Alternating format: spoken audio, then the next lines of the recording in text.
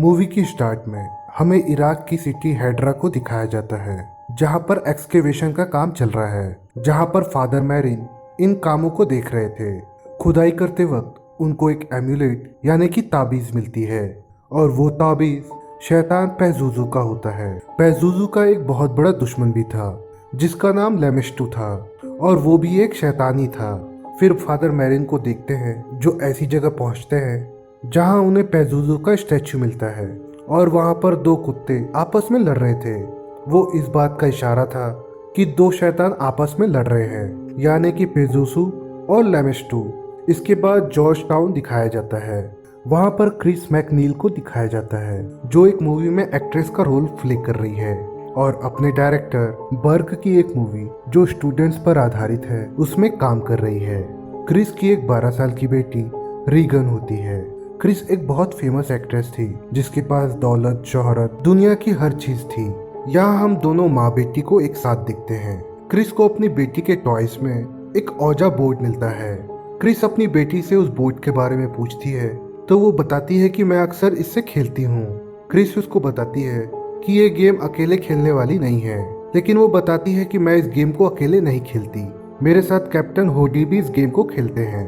Chris उससे कहती है कि चलो अब हम दोनों खेलते हैं, तुम मुझे बताना कि इस गेम को कैसे खेलते हैं। जब वो इस गेम को खेलने के लिए उसके पास जाती है, वो खुद ब खुद उससे दूर चला जाता है, और वो अपनी बेटी से मजाक में कहती है, मुझे लग रहा है तुम मेरे साथ ये गेम नहीं खेलना चाहती। इस पर उसकी बेटी कहती है, मैं नहीं बल्कि कैप्टन होडी ये चाहते हैं कि तुम ये गेम ना खेलो। क्रिस उसकी इन बातों को मजाक लेती है और हंसने लगती है। फिर एक रात क्रिस जब सो रही होती है तभी वहां पर एक कॉल आता है। फिर वो जाग जाती है और वो देखती है कि उसकी बेटी भी उसके बगल में सो रही है। फिर वो उससे पूछती है कि तुम यहाँ क्यों सो रही हो। उसकी बेटी जवाब देती है कि उसका बेड हिल रहा था, इसी वजह से मैं उस पर सो नहीं पा रही थी। क्रिस को ऐसा लगता है कि उसकी बेटी ने कोई बुरा सपना देखा होगा। फिर वो रूम से बाहर चले जाती है। क्रिस को लॉफ्ट रूम से कुछ आवाजें सुनाई देती है। ये आवाजें उसने पहले भी सुनी थी। फिर वो ऊपर जाकर देखती है, लेकिन वहां उसे कुछ भी नजर नहीं आता।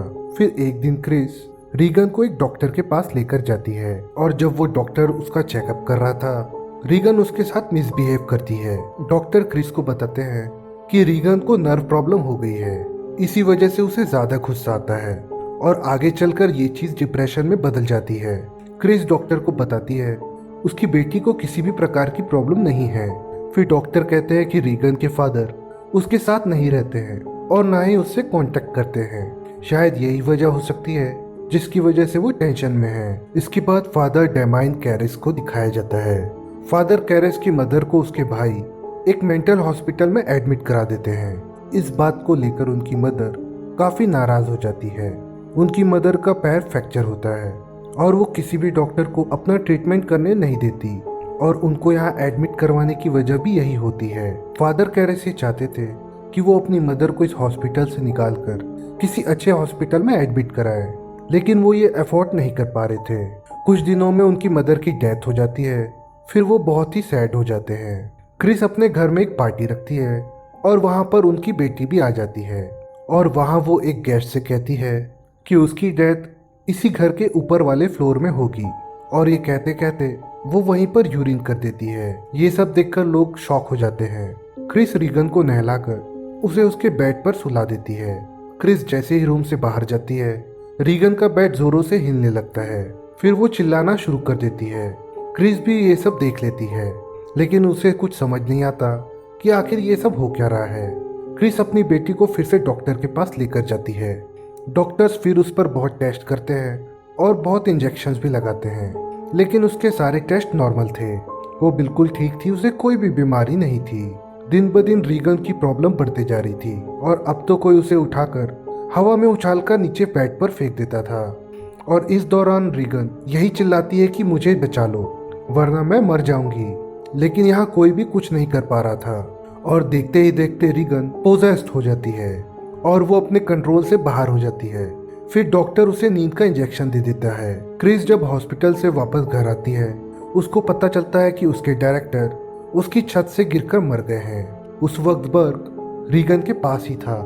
वो इसलिए वहां था ताकि वो वहां अकेली ना रहे। रीगन उल्टे चलते हुए सीढ़ियों से नीचे उतरती है और बहुत डरावनी दिखती है और उसके मुंह से खून भी निकल रहा था।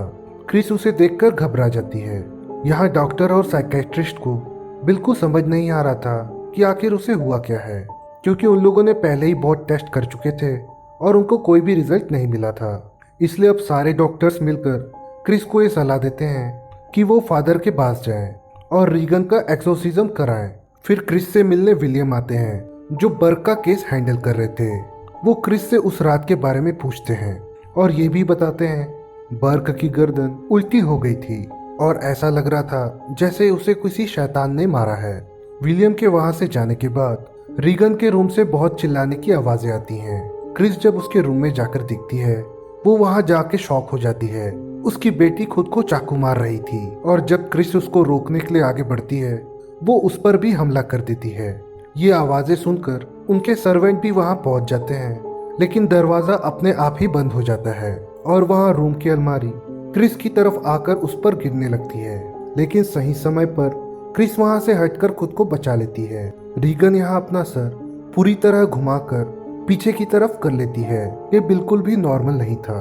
फिर वो बर्क की आवाज में कहती है, तुम्हारी कैरेक्टरलेस बेटी ने मेरे साथ क्या किया है। ये सुनकर क्रिस बिल्कुल समझ जाती है कि बर्क को उसी शैतान ने मारा है जिस शैतान ने रीगन को पोजेस किया है। फिर क्रिस अपनी बेटी की जान बचाने के लिए फादर कैरास से मिलती है और वो उससे रिक्वेस्ट करती है कि वो उसकी बेटी पर एक्सोर्सिज्म करे, लेकिन फादर कैरिस पहले इसके लिए मना कर देते हैं।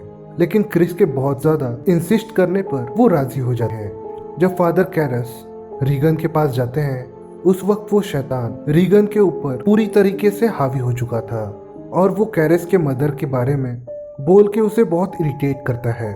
फादर कैरस सोचते हैं कि रीगन को तो मेरी मदर की डेथ के बारे में कुछ भी नहीं पता था, लेकिन उसने जो कुछ भी कहा वो सब कुछ सही है। अब उसे क्रिस की बातों पर यकीन हो जाता है। लेकिन यहाँ एक प्रॉब्लम थी कि एक्सोर्सिज्म के लिए चर्च से परमिशन लेनी पड़ती है, जिसके लिए चर्च में ये प्रूफ देना पड़ता है जिसके लिए भी एक्सोर्सिज्म करने वाले हैं उसके ऊपर वाकई ही किसी शैतान का साया है। रीगन की बॉडी पर हेल्प भी लिखा होता है। रीगन की कुछ बातों का कैप्चर होना और क्रिस का फादर कैरस को ये बताना कि बर्क की डेथ भी ऐसी ही हुई थी। ये सब जानने के बाद फादर कैरस को पूरा यकीन हो जाता है रीगन को किसी शैतान ने पोजेस कर लिया है। फादर कैरस रीगन के आवाज को रिकॉर्ड की हुई कैसेट को सुनता है और वो उस रिकॉर्डिंग में फादर मैरिन का भी नाम ले रही थी। फिर फादर कैरिस चर्च से एक्सोर्सिज्म करने की परमिशन ले लेते हैं, लेकिन चर्च उनके साथ किसी एक्सपीरियंस फादर जिसने पहले भी एक्सोर्सिज्म किया हो उन्हें साथ भेजने का डिसीजन लेते हैं। और यहाँ पर चर्च फादर कैरिस के साथ फादर मैरिन को ही भेजते हैं। फादर मैरिन जब उन लोगों के घर पर जाते हैं तब उन्हें रीगन की चीखने की बहुत भयानक आवाज आती है। फादर मैरिन कहते हैं कि हमें जल्द से जल्द एक्सोर्सिज्म स्टार्ट करना चाहिए। फिर वो एक्सोर्सिज्म स्टार्ट करते हैं। जैसे जैसे एक्सोर्सिज्म का प्रोसेस आगे बढ़ता है, रीगन और जोरों से चिल्लाने लगती है। वो चीखते हुए फादर कैरिस और अपनी मदर क्रिस को बहुत एब्यूज करती है। इसके बाद उसका बेड बहुत बुरी तरह हिलने लगता है और अब वो बेड हवा में उड़ने लगता है, लेकिन वो अपने प्रोसेस को नहीं रोकते और थोड़ी देर में बेड भी नीचे आ जाता है। वो शैतान अपनी शक्ति से सारी चीजों को हिलाने लगता है और फादर मैरिन को भी गालियां देता है। रीगन की हाथों की अब सारी पट्टियां खुल जाती हैं। रीगन हवा में उड़ने लगती है। दोनों फादर बहुत मुश्किल से उस पर कंट्रोल करके उसे नॉर्मल करते हैं और इसी दौरान फादर मैरिन को पेजुजू का साया नजर आता है। यहाँ पर फादर कैरिस शैतान की बातों से काफी दुखी होते हैं, क्योंकि वो अपनी मदर की डेथ का कारण वो खुद को ही समझ रहे थे।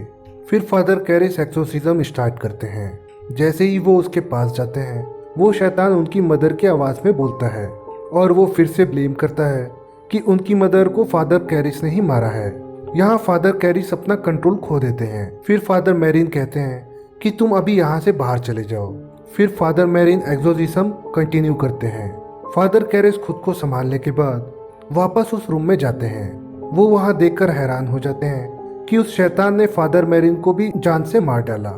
ये देखकर फादर कैरिस को काफी गुस्सा आता है और वो शैतान को कहते हैं कि वो रीगन की बॉडी को छोड़कर वो उनकी बॉडी में आ जाए। शैतान भी ऐसा ही करता है। वो रीगन की बॉडी को छोड़कर फादर की बॉडी में चला जाता है। फिर फादर कैरिस उस शैतान के मंसूबों को नाकामयाब करने के लिए अपनी बलि दे देते हैं। वो खिड़की से कूदकर अपनी जान दे देते हैं।